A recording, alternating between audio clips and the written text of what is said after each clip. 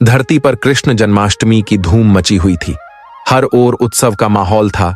हर घर और हर मंदिर को श्री कृष्ण के जन्मोत्सव के लिए बड़े ही धूमधाम से सजाया गया था। चारों ओर खुशियों की लहर थी। गोलोक में विराजमान श्री कृष्ण और राधा रानी यह दृश्य देखकर अत्यंत प्रसन्न हो रहे थे। तभी कान्हा ने अपने मोर पंख को थोड़ा ठीक किया, बांसुरी को कमर में लगाया और मुकुट को पहनकर तैयार हो गए। राधा रानी ने पूछा, कन्हैया, कहाँ चल रहे हो इतनी सज-धज के साथ? श्री कृष्ण मुस्कुराते हुए बोले, राधे, आज मेरा जन्मदिन है और धरती के लोग इसे बड़े उत्साह से मना रहे हैं।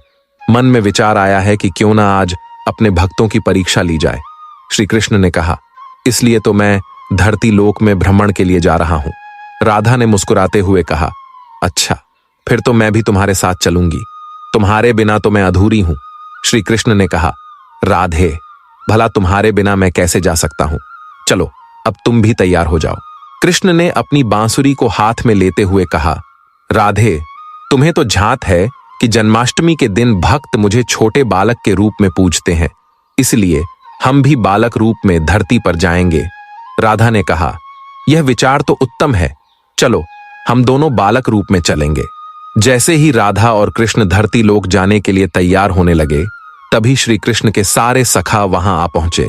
उन्होंने हंसते हुए कहा, अरे कान्हा, तुम्हारे जन्मदिन का आयोजन हो रहा है और तुम चुपचाप अकेले ही धरती पर जा रहे हो। आज तो खीर, पूरी और ढेरों पकवान मिलेंगे, हम भी तुम्हारे साथ चलेंगे। श्री कृष्ण हंसते हुए बोले, अब तो तुम सबको भी साथ ले जाना ही पड़ेगा। ठीक है, चलो, तुम सब भी मेरे जन्मोत्सव का आनंद लेने चलो। हम सब छोटे छोटे बच्चों के रूप में धरती लोक में जाएंगे। सभी ने बाल रूप धारण किया और धरती पर पहुंचकर घूमते घूमते एक गांव में आ गए। चारों ओर जन्माष्टमी का उत्सव मनाया जा रहा था। तभी राधा ने कहा, कन्हैया, मुझे तो बहुत जोर की भूख लगी है, चलो ना, कुछ खाते हैं। श्री कृष्ण ने हंसते हुए कहा, चलो सब मिलकर कुछ बढ़िया बढ़िया पकवान खाते हैं, मुझे भी भूख लग रही है। फिर सबने देखा कि सामने एक घर सजा हुआ है जहां जन्माष्टमी की धूमधाम हो रही थी। श्री कृष्ण ने कहा, देखो, मेरे जन्मदिन की खुशियां मनाई जा रही हैं, चलो उस घर में चलते हैं।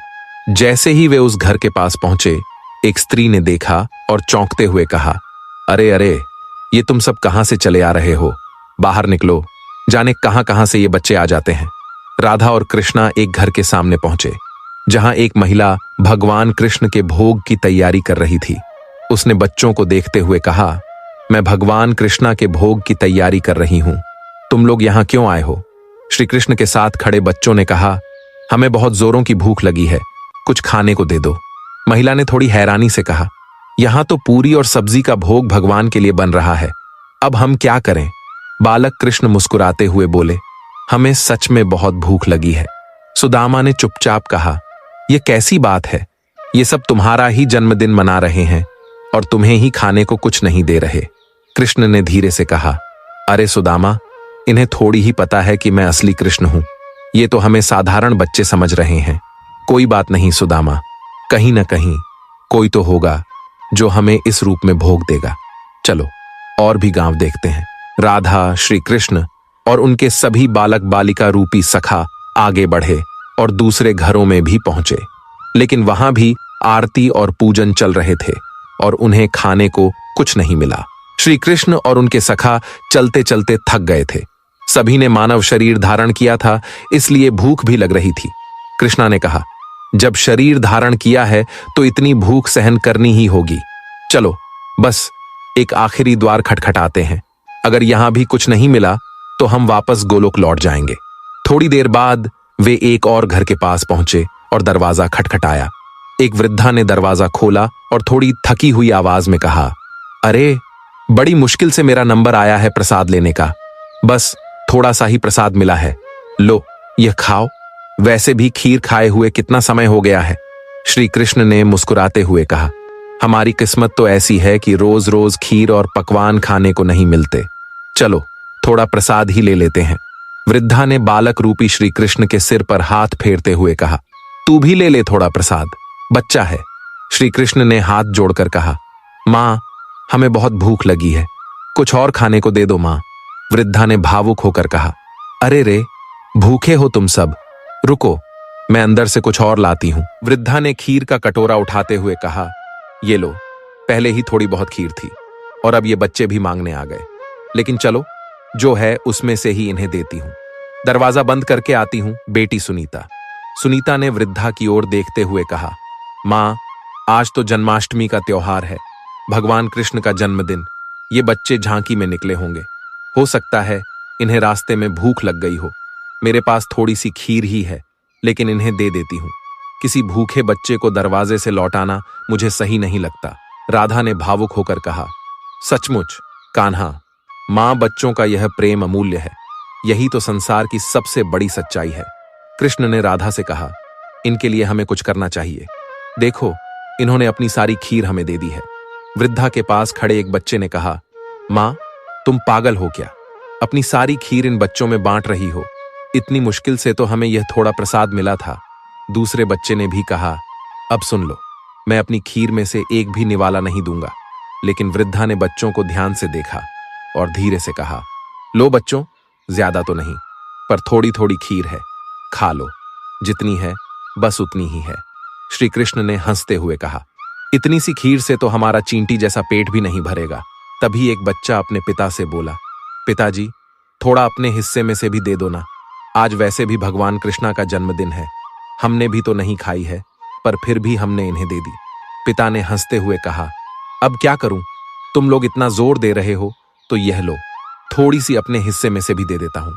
फिर पिता ने थोड़ी खीर निकालकर बच्चों को देते हुए कहा, लो, पर अब मैं अकेला कैसे खाऊंगा? वृद्धा मुस्कुराई और बोली, कोई बात नहीं, हम सब मिल बांट कर खाएंगे। आज का दिन तो भगवान का है और वे खुद भी हमें कुछ न कुछ जरूर देंगे। सावित्री के परिवार की उदारता और सोच को देखकर राधा और कृष्णा मन ही मन बात करने लगे।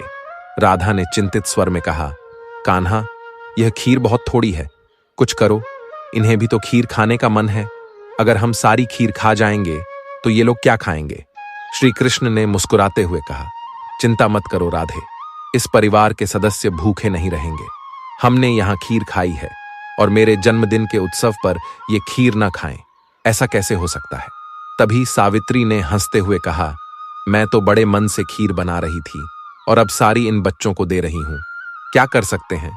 दादी ने बच्चों की ओर देखा और पूछा, अच्छा बच्चों, खीर खाओगे? बच्चों ने हंसते हुए कहा, दादी, हमें खीर तो मिल गई, लेकिन तुम्हारा मजाक भी बना रहे हैं। श्री कृष्ण ने अपनी लीला को गुप्त रखते हुए सोचा, अब समय आ गया है कि इस परिवार को मेरा आशीर्वाद मिले, इन्हें भोजन की कमी महसूस न हो, मैं स्वयं इसकी व्यवस्था करूंगा। सावित्री के बच्चे मुस्कुराते हुए बोले, अरे जब तुमने सारी खीर हमें दे दी तो अब हम क्या खाएंगे? राधा मुस्कुराकर कहने लगी, आज कान्हा का जन्मदिन है, जब तुम सब अपने हिस्से की खीर कान्हा को दे सकते हो तो कान्हा तुम्हें क्यों नहीं दे सकता? रुको, अभी मैं तुम्हें भरपूर खीर दिलवाती हूं, फिर तुम भी खाओ और अपने पड़ोसियों को भी खिलाओ। सावित्री थोड़ी हैरान होते हुए बोली, अरे बहू, जितने भी घर में बर्तन हैं वे सब लेकर आओ। छोटे बच्चे तो मजाक करने से बाज नहीं आते, और वैसे भी मुझे इन सब पर बहुत गुस्सा आ रहा है। सिर्फ तुम्हारी वजह से चुप हूं, वरना मैंने कब का इन्हें बाहर निकाल दिया होता। श्री कृष्ण मुस्कुराते हुए बोले, लो बच्चों, अब देखो चमत्कार। पता नहीं तुम सब आज कौन सा खेल खेल रहे हो, लेकिन मैं तुम्हारे लिए कुछ खास करने वाला हूं। सावित्री ने धीरे धीरे बर्तन रखे और जैसे ही श्री कृष्ण ने उनमें खीर भरनी शुरू की, बर्तन देखते ही देखते खीर से भरने लगे। एक के बाद एक सारे बर्तन खीर से लबालब हो गए। सभी बच्चे और बड़े हैरान होकर यह अद्भुत दृश्य देखने लगे। सावित्री ने चौंकते हुए कहा, यह कैसे हुआ? सारे बर्तन खीर से भर गए। श्री कृष्ण मुस्कुराते हुए बोले, जब भक्त अपने दिल से कुछ देता है तो भगवान भी अपनी कृपा से उसे कई गुना लौटाते हैं। अब तुम भी खाओ, पड़ोसियों को भी खिलाओ और जन्माष्टमी का आनंद मनाओ। यह अद्भुत चमत्कार देखकर सभी लोग दंग रह गए।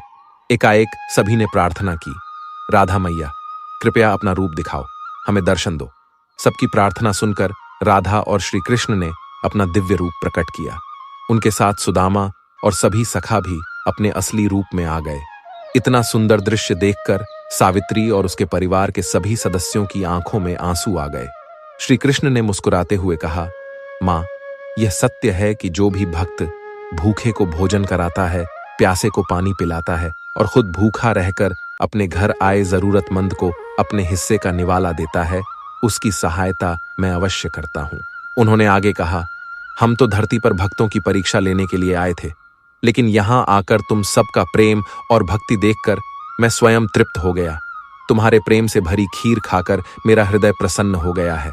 सावित्री और उसके परिवार ने हाथ जोड़कर कहा, प्रभु, आज आपने हमें यह सिखा दिया कि सच्ची सेवा वही है जो निस्वार्थ भाव से की जाती है। यह जन्माष्टमी हमारे जीवन की सबसे बड़ी परीक्षा और आशीर्वाद बन गई है। जन्माष्टमी के इस पावन अवसर पर श्री कृष्ण ने कहा, इन सभी ने हमारी बहुत सेवा की है, हम इन्हें इस सेवा का फल अवश्य देंगे। जहां जहां मैंने हाथों को आशीर्वाद स्वरूप घुमाया, वहां वहां हम इस सेवा का प्रतिफल प्रदान करेंगे।